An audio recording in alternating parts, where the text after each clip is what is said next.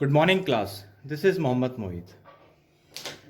Today we are here again for the chapter linear equations in one variable.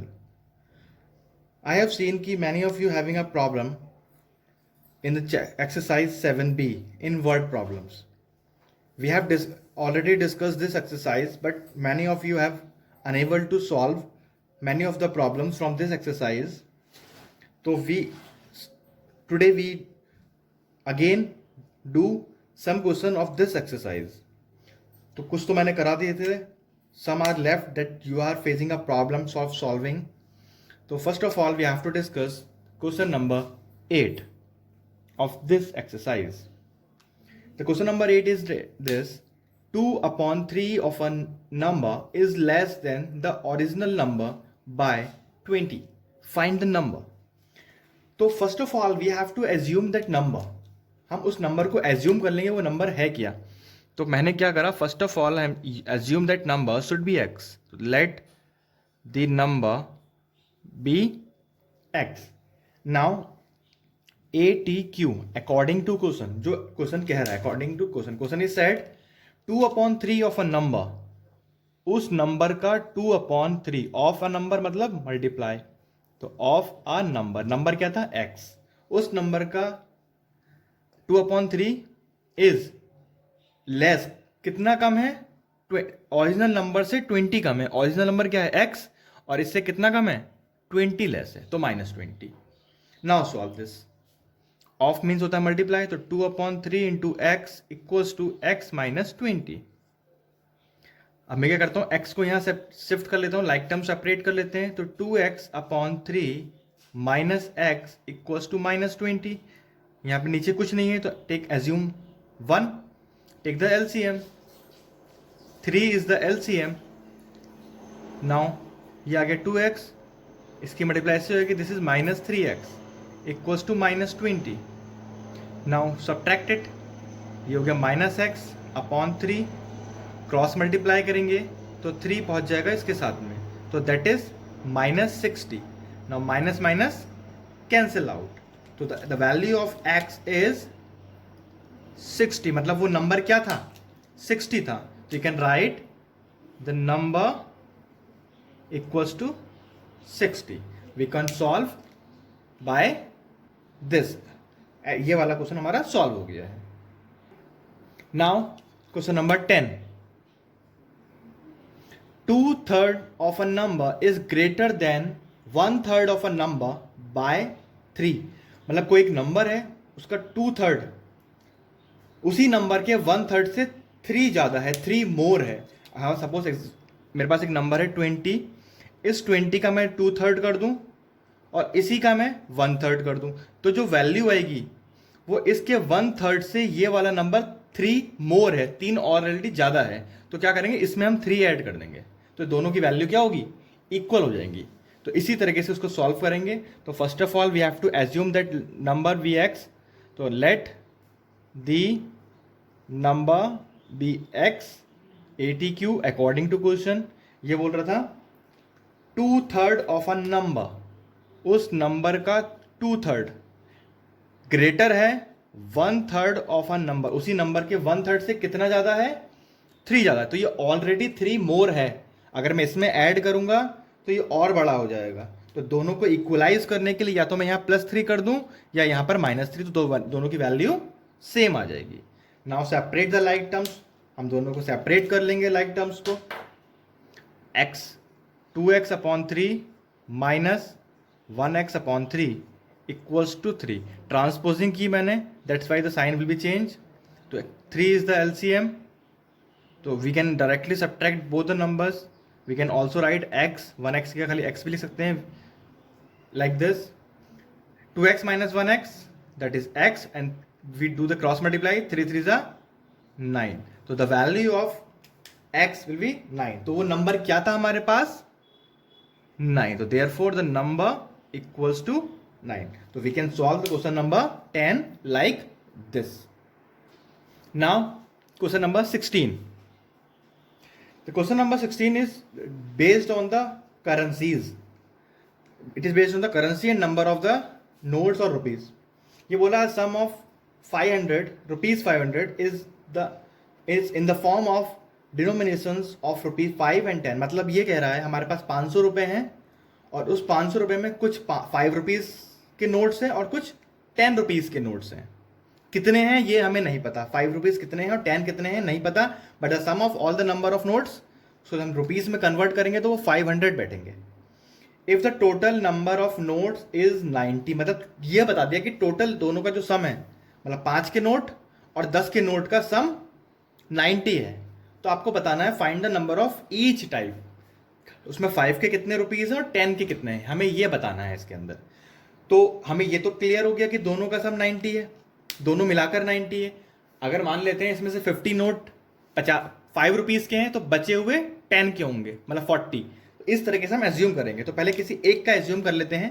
मैंने मान लिया कि जो 5 रुपीज के नोट है वो एक्स हैं, तो first of all we have to assume let the number of rupees 5 notes be X notes हैं 5 के, तो बचे हुए कितने हैं वो 10 के होंगे। 90 है, 90 है, 90 में से जो माइनस कर देंगे हम इसके नोट्स, वो बचे हुए 10 रुपीज के आएंगे। तो देयरफॉर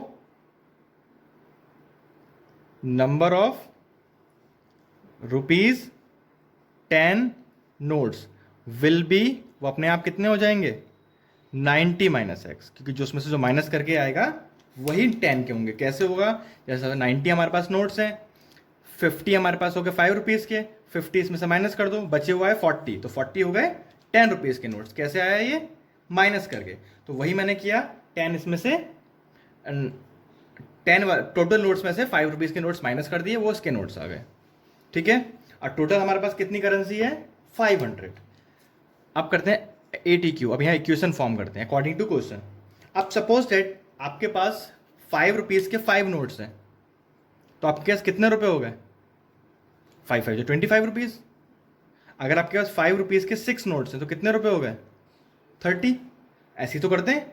अगर हमारे पास 5 रुपीज के x नोट्स हैं तो कितने हो गए रुपीज 5x। तो जितने नंबर ऑफ नोट्स होते हैं उसकी उससे करेंसी से मल्टीप्लाई कर देते हैं तो हमारे पास टोटल अमाउंट आ जाता है।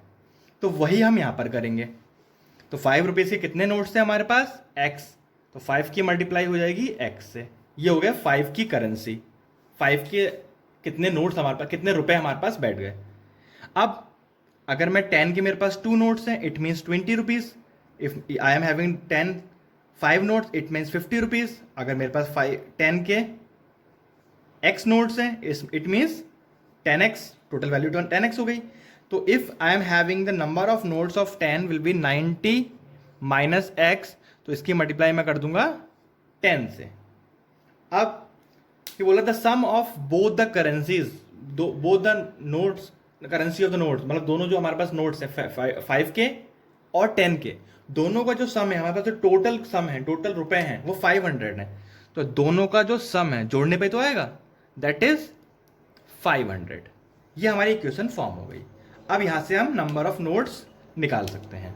तो दैट इज 5x प्लस इसकी मल्टीप्लाई करेंगे 900 माइनस 10x इक्वल्स टू 500।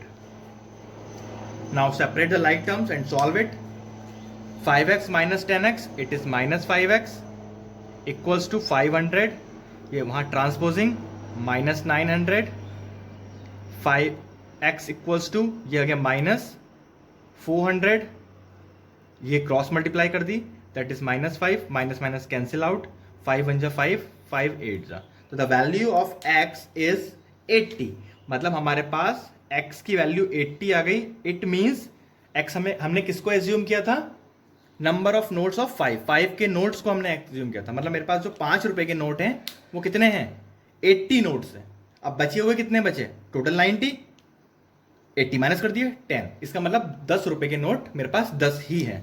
तो write down therefore number of rupees 5 notes equals to 80 और number of rupees 10 notes equals to 90 minus 80 means 10।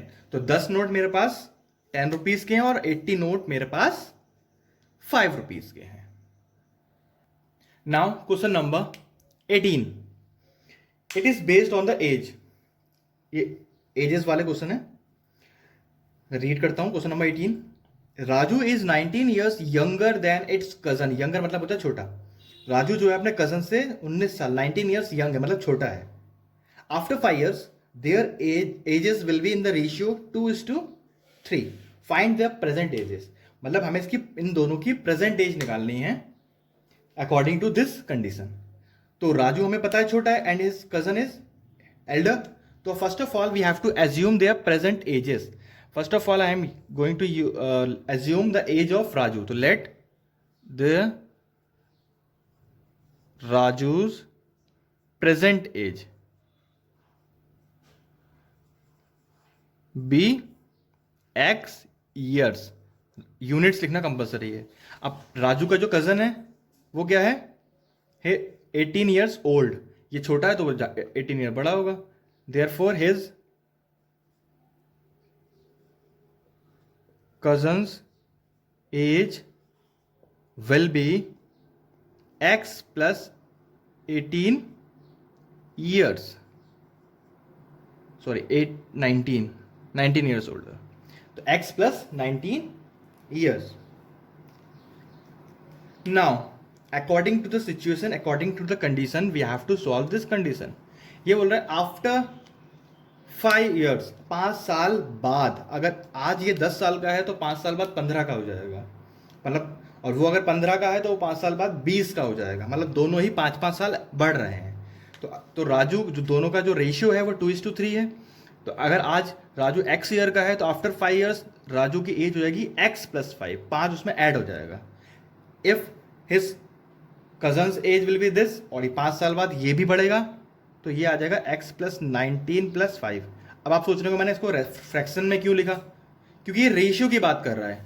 तो रेशियो को हम इसी फॉर्म में राइट करते हैं। आपको पता है अगर लिखा है 2:3 इट मीन्स 2/3, इसीलिए मैंने इसको इस फॉर्म में राइट किया है। तो वी कैन राइट, अब 5 साल बाद क्या डिफरेंस, क्या चेंज हो गया रेशियो में, ये 2/3 हो गए एक दूसरे के। Now we have to solve by cross multiplication. इसकी मल्टीप्लाई इससे करेंगे और इसकी मल्टीप्लाई इससे करेंगे। It will 3x + 15 equals to, इसकी मल्टीप्लाई करिए 2x, ये हो गया तो 19 + 5 24, 24 × 2 48। Now separate the like terms and solve it. 3x - 2x equals to 48 - 15, तो x equals to subtracted 33 means the value of x is 33 years. मतलब x कौन था, राजू। तो the Raju's present age is 33 years और उसका कजन 19 ईयर्स ओल्डर है, तो we have to add the 19 in his age. तो therefore Raju's age equals to 33 years and his cousins age equals to 33 + 19. Add both the values, it will 52 years. So this is of your question number 18. Now question number 23, it is based on the marks. In an examination a student requires 40% of the total marks to pass. एक बच्चे को पास होने के लिए 40% marks चाहिए। If Rupa gets 185 marks and fail by 15 marks, उसे 185 marks मिले हैं और वो 15 नंबर से फेल हो गई है, मतलब उसके 40% नहीं आ पाए टोटल, दैट्स वाई ये फेल हो गई। फाइंड द टोटल मार्क्स, तो कितने में से इसको मार्क्स चाहिए, टोटल मार्क्स कितने थे। जैसे आपको 100 का पेपर हुआ, आपको पास होने के लिए 40 मार्क्स चाहिए और इसमें से आपके 5 मार्क्स या 15 मार्क्स कम है, तो आपको कितने मार्क्स मिले हैं, 25 मार्क्स मिले हैं। तो आप कितने में से मिले हैं वो आपको बताना है। तो टोटल मार्क्स कितने हैं, कितने का पेपर था वो आपको बताना है, ठीक है। तो इसके लिए क्या करेंगे, first of all we have to assume कि टोटल मार्क्स कितने हैं और पास होने के लिए कितने मार्क्स चाहिए। तो first of all we have to assume the total marks. तो let the total marks be x। Now according to the question is said she got 185 marks and failed by 15 marks. इसको 15 और marks मिल जाते तो इसका total कितना हो जाता? 40% हो जाता। तो अब 40% होता कितना है पहले वो देख लेते हैं एक्स का। तो 40% ऑफ एक्स इक्वल्स टू, इसको कितने मार्क्स मिले? 185। कितने नंबर और मिलते हैं पास हो जाती? 15 मार्क्स। अब अगर 15 मार्क्स इसे मिल जाते तो उसके मार्क्स में ऐड होते हैं और पासिंग मार्क्स इसके आ जाते हैं। और पासिंग मार्क्स कितने होते हैं? 40%। तो इट मीन्स अगर मैं इसको ऐड कर दूं तो ये जो वैल्यू आएगी ये 40% के इक्वल आ जाएगी, इसीलिए मैंने इसको 40% के इक्वल कर दिया है। तो टोटल का जो 40% होगा which is equal to this marks, जो उसको मार्क्स मिले हैं ये और जो रह गए मिलने से, अगर ये मिल जाते तो ये पास हो जाती और उसको 40% मार्क्स मिल जाते, इसलिए दोनों को मैंने इक्वलाइज कर दिया है यहाँ पर। ये भी 40% और ये भी 40%। Now we have to solve the value of x. तो 40% परसेंट मीन्स अपॉन 100 ऑफ मतलब into x equals to 200। Now do the cross multiply. X equals to 200 into 100 upon 40। 0 से 0 कैंसिल, 4 1 जा 4, 4 5 जा 5 1 जा 5। It means the value of x is 500। The total marks of this examination is 500। Therefore total marks equals to 500। तो उसको 500 में से marks दिए गए हैं in her examination. Now question number 26। It is based on the cost price और the selling price. The cost price आपको पता है क्या होती है, सेलिंग प्राइस क्या होती है। द कॉस्ट प्राइस इज जिस पर हमने कुछ सामान परचेज किया। सपोज मैं एक शॉपकीपर हूँ, मैं एक दुकान वाला हूँ और मैं ये मार्कर है, इस मार्कर को मैं 20 रुपीज़ में परचेज करके लाया। तो ये हो गई मेरी कॉस्ट प्राइस, मैंने इसको इस प्राइस पे परचेज किया है और मैंने इसको बेच दिया 25 रुपीज़ का। तो ये हो गई मेरी, ये हो गई सेलिंग प्राइस, मेरी सेलिंग प्राइस कि मैंने इसको 25 रुपीज़ में सेल कर दिया। तो मुझे कितने रुपए का प्रॉफिट हुआ? तो प्रॉफिट हुआ मुझे 5 रुपीज़ का। प्रॉफिट कैसे निकल के आता है? Selling price minus cost price. तो ये कुछ फॉर्मूले हैं जो क्वेश्चन नंबर 26 में यूज होने हैं। कॉस्ट प्राइस वो होती है जिसपे मैंने आइटम कोई परचेज किया है, सेलिंग प्राइस वो होती है जिसपे मैंने उसको बेचा है, प्रॉफिट वो होता है जितना मैंने एक्स्ट्रा अमाउंट पे बेचा है, और प्रॉफिट निकालने का फॉर्मूला ये होता है। कभी कभी ये होता है हमें लॉस भी हो जाता है। सपोज मैं 20 का लेके आया और मैंने इसको इस बार मैंने इसको 19 का बेच दिया, तो मुझे लॉस हो गया इसमें 1 रुपीज़ का। तो इस केस में जो लॉस का फॉर्मूला होगा वो CP माइनस SP होता है, या आप कह सकते हैं ग्रेटर माइनस स्मॉलर। तो मुझे 1 रुपीज़ का लॉस हो गया। तो ये केस भी होता है। तो इसी पे बेस्ड ये क्वेश्चन है आपका, क्वेश्चन नंबर 26 जो हम सॉल्व करने जा रहे हैं। A man sold an article for ₹495 and gain 10% on it. उसको गेन मतलब प्रॉफिट, उसको 10% का प्रॉफिट हुआ 495 का बेचने पर। तो what is the cost price of the article. हमेशा याद रखना जो हमें प्रॉफिट या लॉस होता है वो कॉस्ट प्राइस पे होता है। मैंने ये मार्कर 25 का बेच दिया, तो मुझे नहीं पता या आपको भी नहीं पता कि मुझे प्रॉफिट हुआ है या लॉस हुआ है, जब तक मुझे ये पता नहीं होगा कि इसकी CP क्या थी, कॉस्ट प्राइस क्या थी। बगैर कॉस्ट प्राइस के हमें नहीं पता लगेगा कि प्रॉफिट हुआ है लॉस हुआ है। तो प्रॉफिट और लॉस हमेशा किस पे होते हैं? कॉस्ट प्राइस पर होते हैं, और वही इससे हमें इसमें बताना है what is the cost price. तो first of all we have to assume cost price. तो let the CP, cost price को हम CP लिख सकते हैं, of the article be ₹X, rupees क्योंकि वैल्यू है, यूनिट लगाना जरूरी है इसमें, जिस फॉर्म में आएगा। Now according to question is said कि द सेलिंग प्राइस इज 495 और गेन हुआ है 10% का। अभी मैंने बताया था कि प्रॉफिट जो होता है वो होता है SP माइनस CP। अगर मैं इसको CP को यहाँ भेज दूँ तो क्या हो जाएगा? Profit plus CP equals to SP। तो मैं ये वाला फॉर्मूला लगाऊंगा और इसको सॉल्व करूंगा। और ये आपको याद रखना है, हमेशा जो प्रॉफिट होता है या लॉस होता है वो हमेशा कॉस्ट प्राइस पे होता है। तो क्या हुआ इसे? Profit plus cost price equals to selling price. अब हमें प्रॉफिट कितना हुआ है, परसेंट में है, तो 10% of CP plus CP, CP की वैल्यू x इक्वल्स टू 495, तो 10/100 into x plus x equals to 495। By using BODMAS multiply करते हैं, सॉल्व करेंगे पहले इसको हम। ये आ गया x/10 प्लस x, कुछ नहीं नीचे 1 मान लेता हूं मैं, it is 495। Now take the LCM, the LCM will be 10, ऊपर आ जाएगा x plus 10x equals to 495, it is 11x और ये नीचे 10 है, 11x/10 equals to 495। Now do the cross multiply, x equals to 495 into 10/11। Now divide these two, अगर मैं divide करता हूँ 11 बन जाए 11, 11 4 जा 44, 5 बचा, 11 5 जा 55, तो x, the value of x equals to 450। तो रुपीज आप लगाएंगे क्योंकि units are compulsory to write, otherwise it will deduct your marks. तो अब जगह नहीं, मैं यहाँ ले देता हूँ, therefore CP of article equals to ₹450। मतलब वो आर्टिकल कितने रुपए का था, 450 का था, और उसको कितने रुपए में बेचा है, 495 में। इसको मतलब 10% का प्रॉफिट हो गया, यह आप कह सकते हैं उसको लगभग 45 रुपीज का प्रॉफिट हो गया है।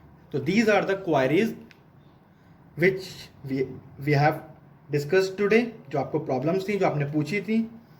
होप आप बाकी के सम्स जो रह गए मैं of the same types, you can do it yourself at your home. Thank you.